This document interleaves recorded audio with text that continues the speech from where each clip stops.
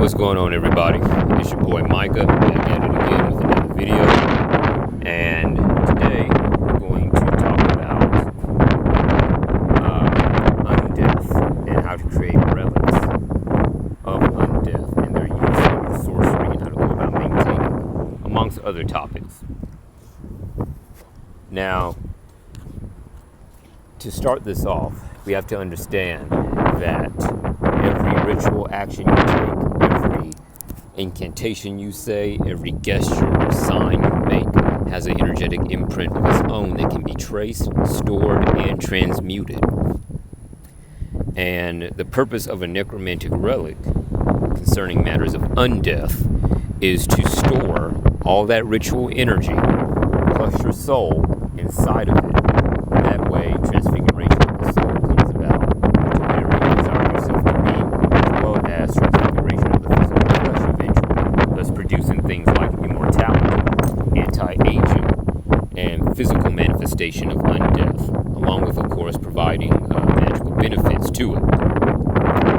Now, as far as materials go with creating these relics, you can use the most optimal thing to use are bones, whether it's human bones or bird bones, animal bones. The most potent of these bones to use are the spinal vertebrae, because they not only link to the rest of the entire fucking anatomy of the thing it came from, but it confers different magical powers upon you in terms of necromancy, such as being able to get a spirit of the dead to ride the bones of your enemy. We'll get into that a little bit later. It can also provide a very heavy bolstering to black magic in and of itself. It can make spirit communication easier. It can make conjuring malevolent entities such as wraiths easier, and you can form a better energetic connection to them without reaping the negative benefits of possession, psychic vampirism, that kind of thing. Now, as far as materials, as far as metals go, gold is the best for taking and consuming the divinity of your enemy and transforming it through the death essence so that it becomes a product of undeath and grants you its many benefits. One of which is channeling the magical abilities and dominion of the sorcerer you took it from. Another metal is silver. Silver is very good for working with lunar magic and the psychic currents from that, and also for vampirizing and transforming the mental currents and psycho-spiritual currents of your enemy. That way your own intelligence, your own IQ gets bolstered, your own mental capacity gets increased, your own ability to divine and scry and have accurate spirit communication increases manifold. I would not necessarily suggest copper for a storing vessel, because what copper does is it enhances the flow of energy around an object.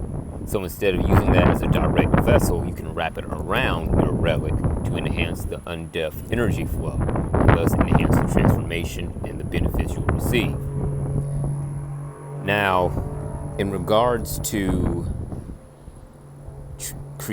actually creating the relic, what you'll do is you'll get whatever vessel that you chose, and you will simply wear it while you do your necromantic rituals, whether it's death hexing, summoning a death god, or otherwise. After you're done with your ritual, you will take the ambient energy, the overarching energy that's left, that psychic astral imprint, and you will channel it into the relic.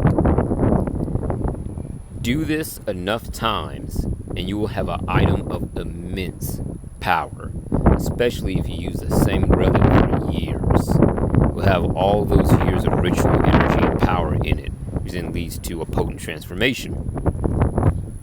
Now, this sounds all well and good, but as with all things, there is a shadow side. You must sustain the relic. You must feed it. You must give it offerings in order to sustain it. That way it does not turn on you. The spirit of it does not turn on you and start to drain you. This is where you hear the old trope of necromancers losing themselves to their own fucking magic. staying this through various ways, especially when the relic starts developing an entity of itself, which is not an egregore or a thought form, by the way, but the actual spirit produced by all that ritual work. It will tell you exactly in no uncertain terms what it needs. It may need spicy foods. It may need whiskey. It may need blood offering from you, yourself, or an animal, a goat or whatever. Whatever it needs, you must provide. Now, when you do this and you offer these offerings, it will bolster not only your transformation, but the relic as well. And then you put the relic back on and you gain even more transfiguration into what you desire. Your death magic flows easier. Your curses manifest quicker and hit a lot harder than they would if you didn't have the relic on. Your body tends to adapt to the death essence to where you get physically stronger, you get smarter, you get quicker, more quick-witted with your interactions with people. You develop a charisma about you. You develop a supernatural magnetism about yourself off the relic alone. That's not even counting how you gain healthier chakras or a healthier energy body, that kind of thing.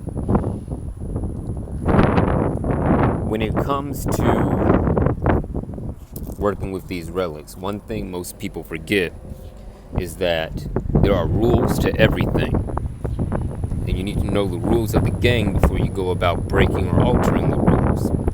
Your relic, the spirit of your relic, is going to tell you what you can do and what you can't do while you have it on. And subconsciously, this is acknowledged by certain habits that you pick up when you have the relic on, i.e., you smoke tobacco in honor of the demon of tobacco. You smoke this in honor of this god or deity, or to cause this kind of transformation, or you dress in this kind of fashion. If you live by these rules, you will reap the fruits of death and undeath, i.e., ascent, godhood, power, charisma, wealth, money, because there are ways to use necromancy to conjure money. We'll get into that in another video. You'll reap different magical benefits, being able to possess the bodies of your enemies while possessing your own body, walking in between worlds, having one foot in life and the other foot in undeath at the same exact time without breaking down and suffering the negative consequences of it, that kind of thing. If you choose not to live by these rules and you feel like you can just do your own thing, then you're going to reap consequences such as headaches, problems with your blood flow, depending on what kind of relic you have, heart attack, stroke, or you could be killed and then brought back as a undead servant, meanwhile your soul is delivered into the hands of whom you've offended, or is just lost forever. You feel me? So know the rules, listen to what your relic and what your spirits are telling you about it and how to go about doing these things. Otherwise, you risk losing yourself to your own magic. Now, another topic that I wanted to talk about concerning this is actually not with relics, but it's with death magic and the cosmology of the human being. In order for a death curse to work, you have to make sure that person's self is alive. Their sense of self, their sense of being is alive. Why do I say this? And this was discussed with a good female friend of mine, was that if a person is dead inside, the death curse is not going to work because it has to filter through that sense of self in order to reach the mind, soul, energy body, and the physical body and cause the effects that it does. Now, what often happens is that you cast a death curse and you're going from the outside in, so to speak. Going from the external world and you're hitting their body or their mind first, or sometimes their spirit, depending on what current sorcery you're working with, but you never penetrate deep to the inside. Now, this system of death magic, the way I practice it, goes from the inside out. You hit their sense of self, their deepest part of their spiritual being, before the chakras, before the mind, before the body, before all of that. And you rot and you necrotize their self. And it filters through their soul, causing emotional problems, causing soul loss, causing sleep deprivation, nightmares, filters in their mind, schizophrenia, all kinds of mental illness, parasitic attachments, and it filters through their body. They start to wither, they start to look decayed, sometimes they develop necrosis, and it gets into their environment. They get hit by a car, they get shot, they get killed, that kind of thing. Now, the reason for this is due to the topic of reanimation and resurrection. The difference between resurrection and reanimation is that in resurrection, you're bringing that person's spirit and soul back into their body to resuscitate them. They are not altered or changed in any fucking way. It's still them. In reanimation, you're completely changing them. You're turning them into an undead zombie, an undead servant, that kind of thing. And in this, there are magics that you can do and create that take a lot of fucking power, but is able to create a loop, a open loop, so to speak, from the time that you cast until the time that they physically die. Now, this method is to perform a basic necromantic reanimation. We will cover that in another video probably. And it will start rotting and necrotizing their self, their sense of self and sense of being. Their life will go on. They'll start displaying mental problems, spiritual problems, and physical problems. And when they die, the moment they physically die is when the loop is closed and the reanimation is activated because their self is already prepared. You see where this is going? And so that's a way to off your enemies there if you're into that kind of thing. The other way is to do this. You can take a spirit of the dead, a ghoul, a wraith, whatever, or a demon even, and you can eclipse their self with that spirit entity, just like the moon eclipsed the sun, and thereby cause possession, permanent or temporary, within that enemy of yours. Now, when this entity is sent, it will simply meld and harbor within their self, thus slowly taking it over, much like a parasite does, a true parasite. And it will filter through their mind and soul and body, motivating them to do certain things. Now, if this person is a magician and they do not know themselves, they don't meditate, they're not healthy in the least sense of the fucking word, then it's going to be effortless. It will still take time because this is not an instant fucking thing, but it will happen on a much quicker basis. They'll start to think that, oh, you know, because I'm working with this entity, it's motivating me to do this, and this is a lesson for it, and so, you know, I'm going to just do this, i.e. kill my cat, or kill my mother, kill my father, kill this, that, or whatever. And so, through deception and eclipsing of the self, you start to enact the card in the tarot deck that is the Chariot. You have the horses, and then you have the rider. You start to reverse. This is the Chariot reversed. You start to reverse the flow and turn the horses against the rider, so to speak. The rider represents the spirit, the self. The horses represent the body.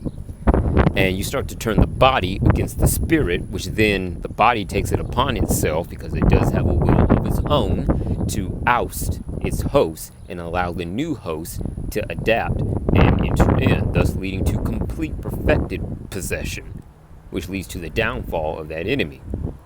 Now let's talk about this for a minute with the horse and the rider aspect.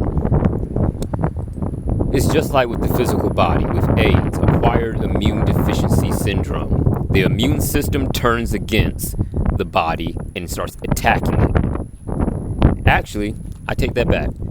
The body turns against itself and starts attacking itself. And then death is the result, right? It's the same thing metaphysically and magically. You turn the body against the spirit. And in some cases, you do the exact opposite. You turn the spirit against the body. And they both get into conflict. And of course, it's the old divide and conquer strategy. You feel me? And so that's one way to eclipse a person and cause shadow possession. Going into shadow magic. If the person does not do shadow work, if they don't work on their negative aspects and complexes, there are ways to fuck with them through their own shadow to cause their death. They do stupid shit. You know, they run around feeling like they can do whatever the fuck they want, messing with whoever, and then, boom, their downfall occurs. A lack of wisdom. See where I'm coming from? Now, in the case of spirit possession, it is very possible to reanimate someone's corpse. Keep in mind, we're talking about living people here, because most of the collective are termed as zombies and dead people walking. It is possible to reanimate them, so to speak, with a completely different sense of self, i.e., a completely different spirit type, demon, angel, celestial, or whatever, in order to get them to fulfill your needs. This is more tricky, especially if you're dealing with a person who has the least bit of spiritual awareness and they're able to tell, okay, something is not right within me. It's going to be a little bit trickier, so you have to be careful about how you go about it so you don't expose yourself. The best way to do this is to go through their own shadow. Use their own shadow as a vortex to send the entity through, because the shadow is the closest connection that you have to their self, so to speak. The ego is the surface. The ego is like the sun, so to speak. And the self, or rather the shadow, is what eclipses the sun, is what eclipses the ego, so to speak. And then what you see is the self. So you divide and you separate the ego from the self, which are energetic structures. We're not talking psychology. We're talking energetic structures of being. You divide those and then you send the entity into that space in between. And that space in between is where the spirit resides. You send a demonic entity into the person and they take control. Thus their ego starts changing. You now have access to their entire physiology, not just on a physical level, but on a spiritual level, because the inner world is much different than the external appearance. Now, on the topic of the inner world, it looks just like the dream realm, for those of you who know how to dream walk and work with the oniric magics and all that other kind of thing. But it's slightly different and it's heavily symbolic. So you could see a wasteland in a person's physical inner world that looks like a land of parasites, for example. So from that symbolism, you know this person has a shit ton of parasites and possibly disease. Whether it's fucking fibromyalgia, for example, or something like that. And from there, you can manipulate that, transfer it, alter it, or use that as the very agent of undeath, creating microorganisms within the person's body that attack the brain, that attack the fucking heart, for example, causing, what's that fucking animal disease? I don't think it's not mad cow disease, but it's some fucking disease where the cow has its brain eaten by microbacteria, microorganisms. You can cause the same shit in humans through this method. Fucking, let's see, what else?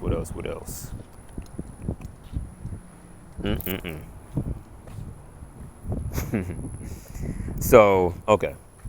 So you can send demonic entities to animate the minds and bodies and spirits of those who are your enemies. Now, if you're trying to attempt this against a necromancer, you're gonna have a very fucking hard time, because they probably know the same shit I just told you, and they're able to fucking recognize what the hell is going on. Feel me? So don't be stupid. Don't fucking try that on someone you know is experienced in their necromantic craft and all that other kind of shit, because it will backfire on you miserably. Now, there are ways to consume the divinity of your enemy after they die. If you're far away from them, it's going to be somewhat difficult. So what you do is you vampirize. You rely on psych-vampirism. And once you know they're dead and you have confirmation that they're dead, you vampirize. Actually, let me back up. You command their spirit to enter their body through their mouth. Once you have that energetic sensation that confirms that, you proceed to vampirize them and essentially sacrifice them. You take their divinity and you pull it into the relic that you have. When you do this, you will feel a fucking surge of energy, the likes of which you have never felt before. I cannot describe it to you because there are no fucking words to describe it. You have to experience it for yourself. But this is the undeath, the undead divinity creeping into you. Now, physically, you'll feel yourself get stronger. If your skin looks kind of wrinkled or whatever, the skin will tighten up. It will dry up. If you're having problems with your eyesight will get better. To the point to where you can literally cure your eye problems through this fucking method, through death magic. Because eventually there will be no difference between your eyesight when you wear glasses and then your eyesight when you don't wear glasses. They'll become one and the same, perfected. You can extend your lifespan through this, and it will be extended. Magically, your death hexes become a lot easier to cast. You don't succumb to the negative aspects of death essence and the like. You still feel pain, but at the same time, it's like the pain itself is a second skin that you normally wear. It's like your flesh. You don't feel your flesh all the time, but you know it's there. Same thing here. As your relic becomes more powerful, as you consume your enemies, as you consume their divinity, your own divinity will increase. It's kind of like a combination between backfeeding and fucking supercharging your magic. Now, if you're not prepared, if you haven't done the work, and you haven't attuned your body to this kind of stuff, and you're just a fucking beginner trying this shit, you're gonna reap some very negative consequences because you haven't done the work to sustain yourself up to this point. You sow wind, you reap a fucking whirlwind. You feel me? And so, if you have been putting in the work, doing the death meditations, and tuning with whatever fucking system you work with, you're in line with your craft and all this other kind of shit, you have basic mastery of death hexes and magical defense and all that good shit, you're not going to have many issues. And the thing about this is that the immortality that you'll progressively gain with this is forever lasting.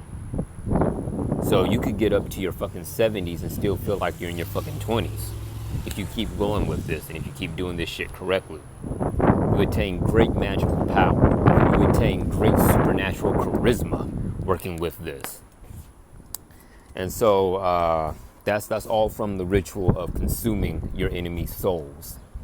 This is especially potent if you have a group of enemies that you know die. You can harvest and reap their souls, reap their fucking virtue, reap their energies and their spirits, assimilate their memories and all that good shit. So for now, I'm gonna just leave it at that. We're gonna cover specific rituals and different things you can do to advance your own ascent, and all that good shit, along with physical effects and all that other good stuff, probably tomorrow. If you like the video, please like, share, and subscribe. Leave a comment, tell me what you think. If you have any questions, leave them down below in the comments. I'll fucking I'll fucking put my links in the description for my email, my Discord, and all the other good stuff, and my phone number, you know, for my American viewers and whatnot, if you want to get work from me, or if you're curious about mentoring, that kind of thing. And until next time, stay safe.